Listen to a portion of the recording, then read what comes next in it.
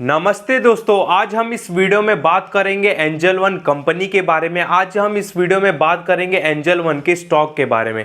Video में ये समझने की कोशिश करेंगे कि आखिर एंजल वन को प्रॉब्लम कहाँ पे आ रहा है। स्टॉक का प्राइस ऊपर जाता है फिर नीचे आ जाता है, बहुत सारे प्रॉब्लम भी है जो लोग देख नहीं पा रहे, ठीक है, इसको इग्नोर कर रहे हैं। क्या ये सारे प्रॉब्लम जो कंपनी को लेकर है, क्या ये सीरियस प्रॉब्लम है या एक शॉर्ट टर्म प्रॉब्लम है या लॉन्ग टर्म प्रॉब्लम है, इसके ऊपर इस वीडियो में बात करेंगे। प्लस ये भी देखेंगे कि क्या एंजल वन जेरोदा को पीछे कर सकता है, ठीक है। वीडियो में ये भी समझने की कोशिश करेंगे।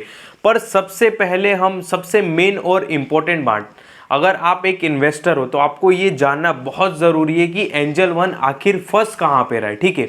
क्योंकि मैं खुद पर्सनली मेरा इसमें इन्वेस्टमेंट है एंजल वन में, तो मैं इसको बहुत बारीकी से नज़र पे रखता हूँ, ठीक है। मतलब इवन मैंने इसमें देखा है कि ये वापस 2400 से 3300 गया, 3300 साढ़े 3300 का हाई लगाया, फिर वहाँ से वापस 3000 आया, फिर 3300 गया, फिर वापस नीचे 2700 आया, फिर 3000 गया, फिर 2500 आया, 2500 के बाद वापस एक बार 3200 गया, फिर 3200 के बाद वापस 3000, 2700, 2500 पे आ गया, फिर वापस वो एक लास्ट जो डिप मारा था 2200 की 2100 का, फिर उसके बाद अभी 2300 2200 पे 2350 पे ट्रेड कर रहा है, ठीक है। तो इतनी इसकी चाल थी अप एंड डाउन। अब बीच में बहुत सारे सेबी के रूल आए जिसके वजह से जो ब्रोकर कंपनियां ठीक है, उनको बहुत इफेक्ट देखने के लिए मिला। और देखेंगे कि क्या इफेक्ट ये परमानेंट रहने वाला है या शॉर्ट टर्म है, सारी बातें समझेंगे आराम से, एक एक पॉइंट इजी लैंग्वेज में समझाऊंगा, ज़्यादा टिपिकल नहीं करेंगे इस वीडियो में, इजी लैंग्वेज में समझाऊंगा कि ताकि आपको समझ में आए और मैं भी इजी तरीके से आपको समझा सकूं, ठीक है।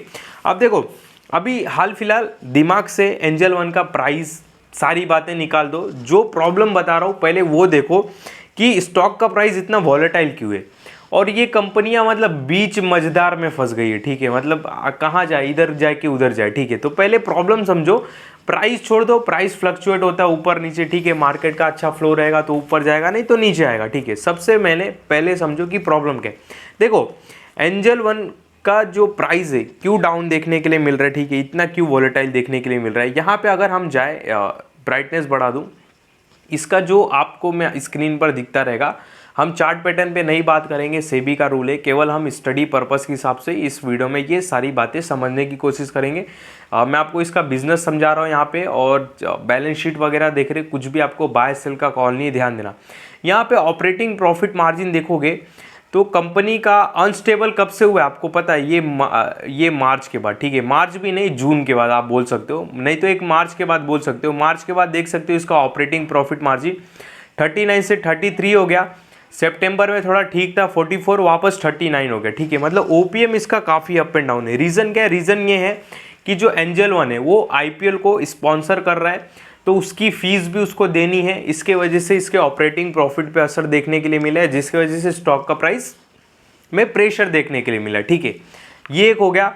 और इसमें बहुत लोगों के ये भी सवाल रहेंगे कि आईपीएल को ये स्पॉन्सरशिप कर रहे तो इसके बेनिफिट है। जी हाँ, बहुत बेनिफिट है। अब आईपीएल की पॉपुलैरिटी आपको भी पता है कि छोटा सिटी हो या बड़ा सिटी हो, सब ठीक है, आईपीएल सबको टैप करता है, मतलब सबके पास पहुंचता है, ठीक है। आईपीएल आप यार देखो, आईपीएल का क्रेज बताने की जरूरत नहीं, और आईपीएल कहाँ कहाँ तक पहुंचता है ये बताने की जरूरत नहीं, आप खुद एक इमेजिन कर सकते हो। तो सोचो, जहाँ जहाँ आईपीएल जाएगा उन सिटी में एंजल वन का नाम भी चलेगा, खूब चलेगा, वैसे भी फेमस है और डबल फेमस हो जाएगा, ठीक है। तो एंजल वन का क्या टारगेट है कि भाई आईपीएल के जरिए हम जो टीयर 1, टीयर 2, टीयर 3 की जो सिटी है उसको हम टैप कर सके, ठीक है। वहाँ के जो ट्रेडर है, वहाँ के जो इन्वेस्टर है, ठीक है, उनको टैप कर सके। अच्छी बात है। इसका बेनिफिट कब मिलेगा इनको, जो ये इन्वेस्टमेंट कर रहे हैं आईपीएल में अपनी स्पॉन्सरशिप, इसका जो हमको असर देखने के लिए मिलेगा 2-3 सालों में, तुरंत देखने के लिए नहीं मिलेगा, इस बात को ध्यान देना, ठीक है। ये हुआ पहला, जो फीस वगैरह देख रहे हैं इसकी वजह से ओपीएम में तकलीफ आ रहा है। सेबी के अगर न्यू रूल देखे, एक सेबी का बीच में देखो, सेबी के 1-2 रूल न्यू आए थे। सेबी का देखो एक रूल था कि जो भी स्टॉक एक्सचेंज है, ठीक है, जो भी स्टॉक एक्सचेंज, जैसे कि मान लो एनएससी है, तो उस पर सेबी ने बोला कि भाई एनएससी तुम एक फिक्स स्टॉक एक्सचेंज चार्ज तुमको ब्रोकर को देना, ठीक है, एक फिक्स रखना है अमाउंट, सब ब्रोकर को ऊपर नीचे नहीं कर सकते। मैं आपको समझाता हूँ इजीली लैंग्वेज में। देखो होता क्या था ना कि जो स्टॉक एक्सचेंजेस जैसे मान लो NSE है, ठीक है, तो NSE क्या बोलता था ना, ये बातें समझो तो आपको ये रूल भी समझ में आएगा। तो NSE क्या बोलता था ना कि भाई जो ब्रोकर, जो डिस्काउंट ब्रोकर यानी कि angel one, Zerodha, grow, ICI या सारे ये जो ब्रोकर हो गए, ठीक है, ये जो टॉप ब्रोकर हो गए जो मुझे सबसे ज़्यादा क्लाइंट ला के देगा यानी कि मेरे एक्सचेंज पे ट्रेड कराएगा, ठीक है, बोलने का मतलब समझ गए कि मान लो कि मैं मतलब सबसे ज़्यादा वॉल्यूम कौन ला सकता है, कौन सा ब्रोकर, ठीक है, जो सबसे ज़्यादा वॉल्यूम लाएगा मेरे एक्सचेंज पे, NSE का ये बोलना था, जो भी ब्रोकर लाएगा उसको हम एक कमीशन देंगे। आप कमीशन समझ सकते हो। मान लो एग्जांपल के लिए मैं बताता हूँ कि देखो मान लो कि मैंने 5 लाख का ट्रेड किया, ठीक है, जिसे मैंने 5 लाख रुपए का एंजल वन के जरिए ट्रेड किया, ठीक है, तो अपने को एक एक्सचेंज चार्ज पे करना पड़ता है, ठीक है, एक एक्सचेंज चार्ज पे करना पड़ता है। तो मैंने एक 5 लाख का ट्रांजेक्शन किया एंजल वन के जरिए और मैंने एक एक्सचेंज फ़ी भी पे किया, वो एक्सचेंज के पास गया। तो मैंने किसके प्लेटफॉर्म से किया, एंजल वन। तो एक्सचेंज जो है NSE क्या करेगा, वो उसको जो एक्सचेंज फ़ी मिला है उसमें से थोड़ा फ़ी ये ब्रोकर को भी दे देगा, ठीक है। तो NSE का क्या बोलना था, जो ज़्यादा वॉल्यूम ला के देगा, जिसकी ज़्यादा ताकत है, हम उसको ज़्यादा पैसा देंगे, ठीक है। पर सेबी का एक रूल भी आया अक्टूबर के दिन, अक्टूबर में शायद, कि भाई अब ऐसा नहीं चलेगा, सबको बराबर फीस देना पड़ेगा। ऐसा नहीं कि जो ज़्यादा वॉल्यूम ला रहा है तुम उसको ही ज़्यादा तवज्जो दो, ऐसा बिल्कुल नहीं।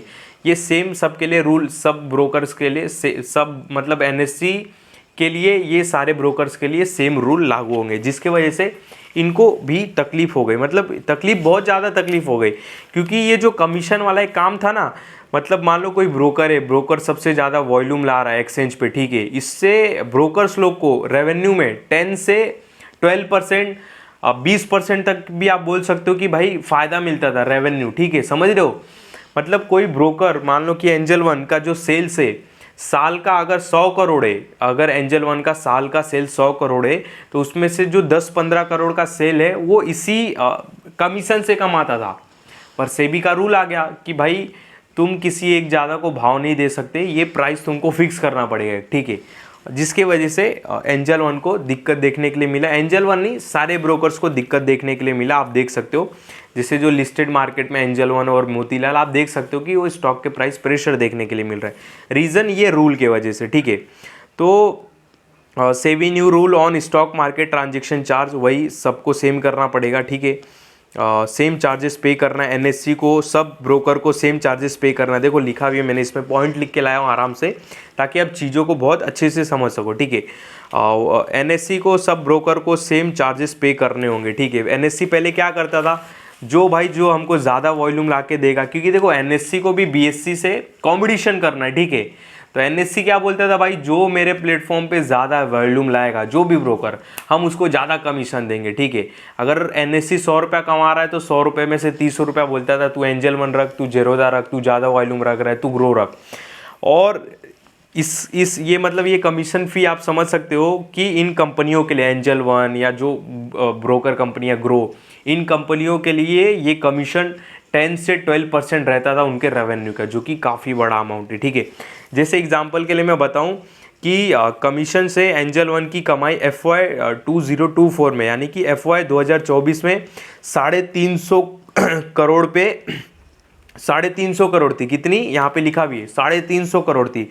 मतलब समझ सकते हो कि एंजल वन ने केवल कमीशन से वॉल्यूम ला के एक्सचेंज से इन्होंने FY 2024 में, FY 2024 में 350 करोड़ कमाई, ठीक है।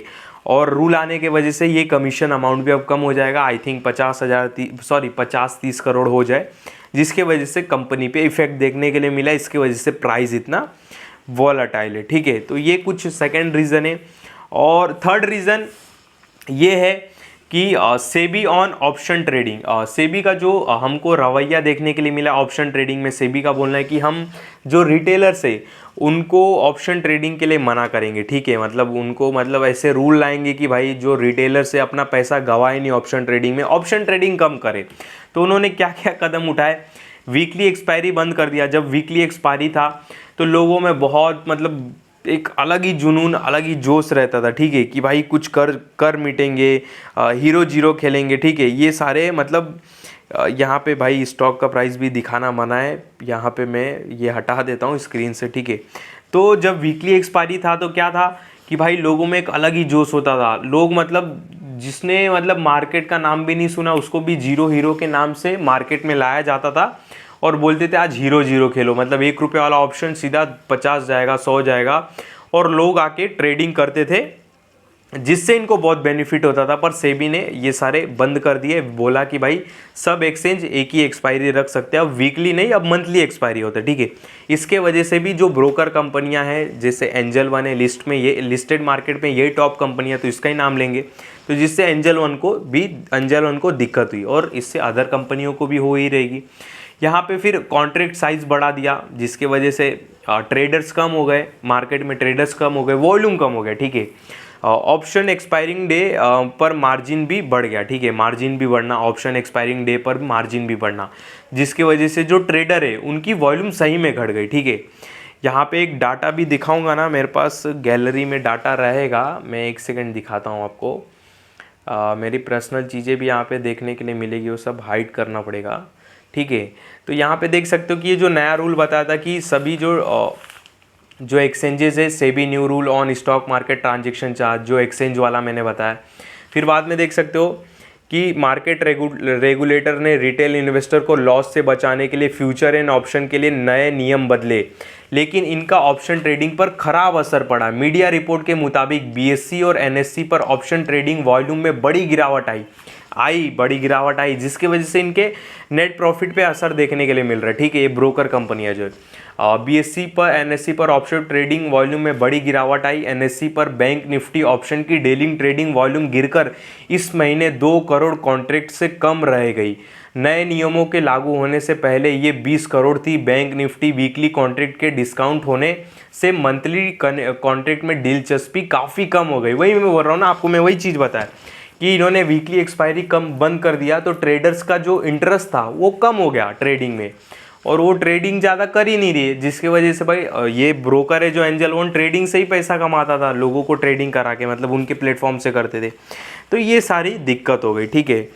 बाद में ये देखो, ये भी इसमें सवाल उठ के आता है कि ये सारे जो सेबी ने कदम उठाए, कड़क कदम उठाए, जिससे इन कंपनियों को बहुत इफेक्ट देखने के लिए मिला।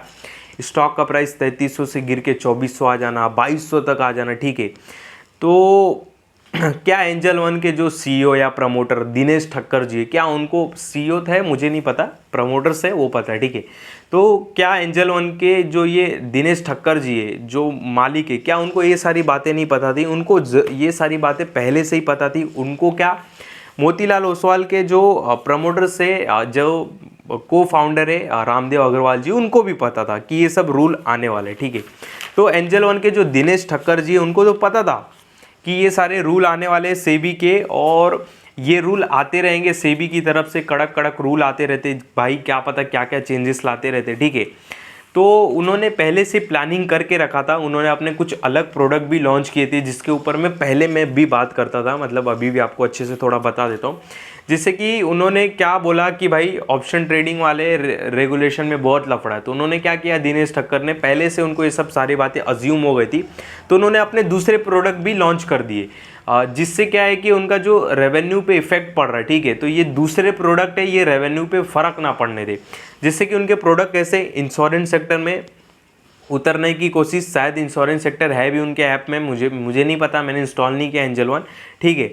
तो एक बार किया था, अभी का पता नहीं। तो इनके प्रोडक्ट लिस्ट क्या है, insurance, loan, corporate FD, AMC business, जो म्यूचुअल फंड वगैरह बताया मैंने, ठीक है, AMC business, asset management company, wealth management business.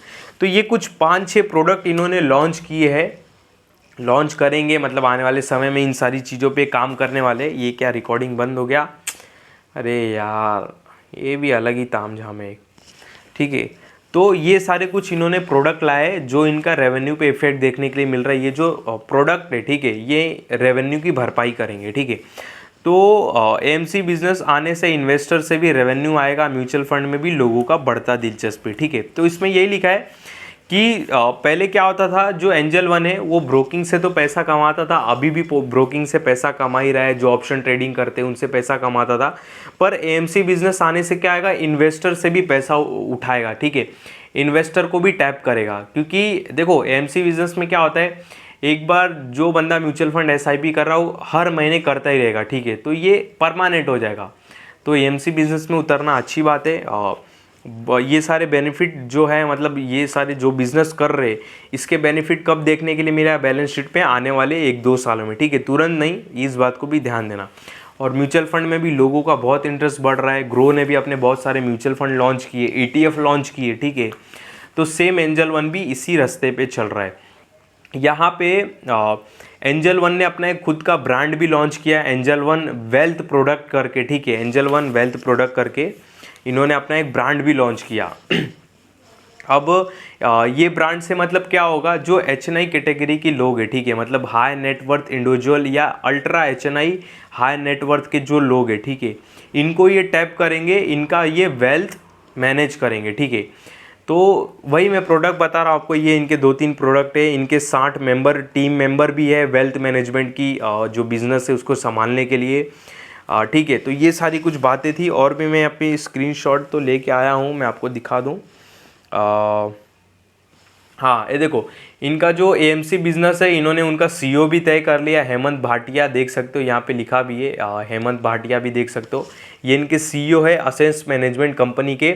इसके अंदर ये ETF इंडेक्स फंड के ये सारे सर्विस प्रोवाइड करेंगे, वही म्यूचुअल फंड, ठीक है। और बाद में इनके जो CEO है वेल्थ मैनेजमेंट के, जो जिनका नाम है श्रीकांत सुब्रमण्यम, ठीक है, तो ये इनके CEO भी है। बाद में ये कुछ बेसिक बातें थे, और भी बातें जानेंगे इसमें, ठीक है। यहाँ पे हमने क्या भी देखा कि सेबी के रूल के वजह से ओवरऑल एक हाईलाइट में कंप्लीट कर लूँ, फिर ये थोड़ा मैं एक इंटरेस्टिंग चीज़ भी आपको बता देता हूँ। हमने ओवरऑल क्या देखा कि भाई सेबी के रूल आने की वजह से जो एंजल वन है उसके रेवेन्यू पे इफेक्ट, उसके नेट प्रॉफिट पे, ऑपरेटिंग प्रॉफिट मार्जिन में हमको फ़र्क देखने के मिला, ठीक है, जिसके वजह से स्टॉक का प्राइस इतना वॉलेटाइल हुआ। फर्स्ट थिंग ये। सेकेंड थिंग हमने क्या देखा कि इन सारी चीज़ों से बचने के लिए दिनेश ठक्कर जी को पता था पहले कि ये सारी चीज़ें होने वाली है, तो उन्होंने पहले ही अपने प्रोडक्ट तैयार कर लिए, और भी जैसे इंश्योरेंस, FD, कॉर्पोरेट FD, ठीक है, लोन्स वगैरह, तो ये अलग भी प्रोडक्ट में उतर रहा, अलग भी सर्विस दे रहे, जिसकी वजह से इनको रेवेन्यू पे उतना नहीं फ़र्क पड़े, समझ रहे हो ना बात को, नेट प्रॉफिट पे। तो हमने ये देखा। उसके बाद हमने ये भी देखा कि जो इनके AMC बिजनेस के CEO है वो भी देखा हमने, ठीक है। तो ये सारी बातें जानी, ये जानना बहुत जानना चाहिए भाई, आप इन्वेस्टर हो, ठीक है। बाकी जो इनका वेल्थ प्रोडक्ट है, वेल्थ प्रोडक्ट है जो इनका एंजल वन वेल्थ करके, इनका खुद का एक ब्रांड इन्होंने लॉन्च किया, ठीक है। इसमें ये क्या करेंगे, जो HNI कैटेगरी के लोग हैं उनको टैप करेंगे, और अल्ट्रा HNI लोगों को ये टैप करेंगे, ठीक है, ये बात ध्यान देना। तो ये था बेसिक। फिर बाद में यहाँ पे देख लेते कि एंजल वन मतलब कितनी ताकत से आगे बढ़ रहा है। एंजल वन क्या बोलते हैं कि क्लाइंट जोड़ने के मामले में बहुत आगे, इस बात को ध्यान देना, एक्टिवेट क्लाइंट जोड़ने के मामले में, ठीक है। यहाँ पे देख सकते हो कि एंजल वन के पास जो एक्टिवेट क्लाइंट है कितने हैं, 76,31,000 के आसपास। ज़ेरोधा के पास कितने हैं, 81 लाख। मतलब मेरे को लग रहा है कि आने वाले 1 साल में एंजल वन सेकंड पे चला जाएगा, ठीक है, तो जो कि काफ़ी अच्छी बात है। बिजनेस काफ़ी अग्रेसिव करते हैं एंजल वन। दिनेश ठक्कर जी का जो दिमाग है काफ़ी तगड़ा है, आप जाके उनका इंटरव्यू ज़रूर देख लेना, ठीक है। ये बेसिक बात भी आपको बताना था।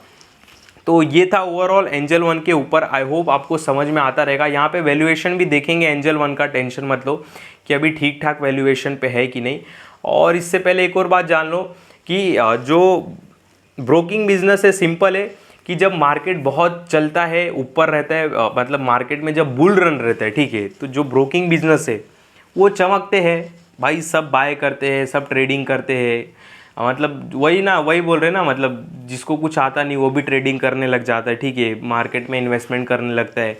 तो बुल रन में इन कंपनियों को बेनिफिट रहता है, और जब बियर मार्केट रहता है तो सब दूर रहते हैं, ठीक है, सब कोई SIP रोक देगा, ट्रेडिंग नहीं करेगा, डर का माहौल रहेगा। तो ये सारे इनके बिजनेस के कुछ वो भी है, ठीक है। बाकी स्टॉक का PE बात करूँ 15 है, और इंडस्ट्री PE 13 है। तो PE के हिसाब से देखें, वैल्यूएशन की अगर मैं बात करूँ तो ठीक ठाक वैल्यूएशन है, ठीक है, इतना ताम झाम करने की ज़रूरत नहीं है। और मैं खुद इसमें इन्वेस्टेड हूँ, आपको पहले ही बता देता हूँ, और ये भी बता देता हूँ कि मेरे बाइंग प्राइस से नीचे स्टॉक का प्राइस बस, ठीक है। तो यहाँ पे कोई अछूता नहीं है इस गिरते मार्केट में, कोई यहाँ पे भगवान भी नहीं है कि बॉटम पे पकड़ ले स्टॉक को, टॉप पे ही बेच दे, इस बात को ध्यान देना। मतलब ये आप ऐसा समझो कि भाई मेरे बाइंग प्राइस से स्टॉक का प्राइस 2 बार मतलब 3300 गया है, 3300 3400, अब वहाँ से पलट गया हो, समझ रहे हो बात को। और अब ऐसा पलटा है कि भाई मेरे बाइंग प्राइस से नीचे आ गए, समझे बात को। तो ये वीडियो आई होप आपको अच्छा लगा रहेगा, ठीक है। 1 मिनट के रील में हमको सारी बातें नहीं समझ में आती, ध्यान देना, इसके लिए आपको लॉन्ग वीडियो हमेशा देखना चाहिए। भले मेरा थंबनेल उतना अच्छा नहीं है, लोग नहीं टैप करते रहेंगे वीडियो को देखने के लिए, पर इतना मैं कंफर्म बोल सकता हूँ कि एक बार अगर टैप करके कोई मेरा वीडियो देखेगा तो कंटिन्यू देखेगा, ठीक है। तो यहाँ पे हमने बहुत सारी बातें सीखी। आपको कुछ कन्फ्यूज़न रहेगा तो आप बता सकते हो कमेंट करके, कोई दिक्कत वाली बात नहीं किसी भी स्टॉक से रिलेटेड। बाकी और भी कुछ बताना था, भूल रहा हूँ, याद नहीं आ रहा है, कि बस इतना ही, ठीक है। अब भूल रहा हूँ, ठीक है, अब नेक्स्ट में मैं कवर कर लूँगा, भूल रहा हूँ। बाकी ओवरऑल मैंने सब कवर ही कर लिया है। एंजल वन, ये वो, हाँ सब बता ही दिया, ठीक है। तो इस वीडियो में आपको कोई भी बाय सेल का कॉल नहीं, ध्यान देना। वैसे भी हमने चार्ट पैटर्न देखा नहीं, केवल बिजनेस के बारे में समझे, ठीक है। तो इस वीडियो में आपको कोई किसी भी तरह का बाय सेल का कॉल नहीं, ध्यान देना। जो भी वीडियो में बताया केवल समझाने के लिए बताया। स्टॉक का प्राइस जो भी आप देखें स्क्रीन पर केवल समझाने के लिए बताया, और ये ऑफलाइन था प्राइस, ठीक है। मतलब मैंने चालू मार्केट में इस स्टॉक को कवर नहीं किया, तो इस बात का भी ध्यान देना। बाकी मेरे इस वीडियो में आपको किसी भी तरह का बाय सेल का कॉल नहीं है, इस बात का ध्यान देना। बाकी मेरे किसी भी वीडियो में कभी भी बाय सेल का कॉल होता भी नहीं है, इस बात का भी आप बहुत बहुत ध्यान देना।